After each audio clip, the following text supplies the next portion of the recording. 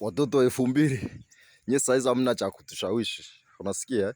Watoto wa 2000 saizi nyie hamna cha kutushawishi kabisa, cha kufanya tafuteni hela.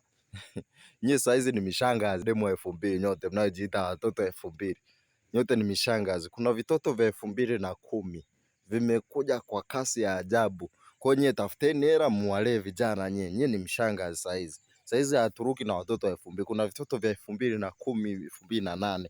Nyie 2000 nyie. Kama unajua umezaliwa 2000 mpaka 2004, wewe tafuta hela, wewe ni mshangazi tayari, wewe ni mshangazi. Kuna hiyo new generation inaitwa 2008, 2010. Hivi vitoto vinaye mambo.